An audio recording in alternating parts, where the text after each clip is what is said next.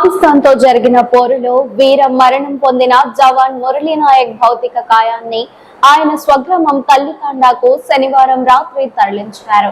మురళీ నాయక్ పార్థివ దేహం ఢిల్లీ నుండి ఇండిగో విమానంలో బెంగళూరుకు, అక్కడి నుండి రోడ్డు మార్గంలో శ్రీ సత్యసాయి జిల్లా గోరంట్ల మండలంలోని తల్లితండాకు తీసుకువచ్చారు.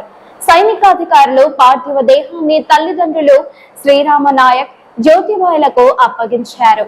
అంత్యక్రియలకు అధికార సైనిక లాంఛనాలతో నిర్వహించనున్నారు. ఈ కార్యక్రమానికి AP deputy CM Pavan Kalyan, మంత్రులు నారా లోకేష్, వంగలపూడి అనిత, అనగాని సత్యప్రసాద్ తదితరులు హాజరై నివాళులు అర్పించనున్నారు. ముఖ్యుల రాకతో పోలీసులు భారీ బందోబస్తు ఏర్పాటు చేశారు. బెంగళూరులో మధ్యాహ్నం 2 గంటలకు ప్రారంభమైన ర్యాలీ రాత్రి 9:30 వరకు కొనసాగింది.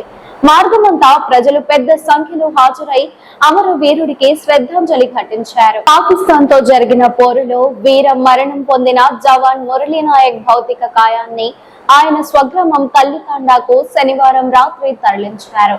మురళీ నాయక్ పార్థివ దేహం ఢిల్లీ నుండి ఇండిగో విమానంలో బెంగళూరుకు, అక్కడి నుండి రోడ్డు మార్గంలో శ్రీ సత్యసాయి జిల్లా గోరంట్ల మండలంలోని తల్లితండాకు తీసుకువచ్చారు.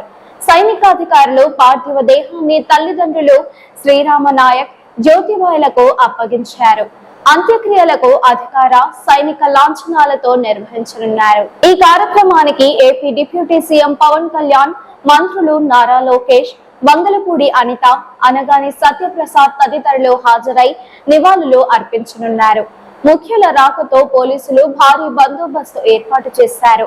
బెంగళూరులో మధ్యాహ్నం 2 గంటలకు ప్రారంభమైన ర్యాలీ రాత్రి 9:30 వరకు కొనసాగింది.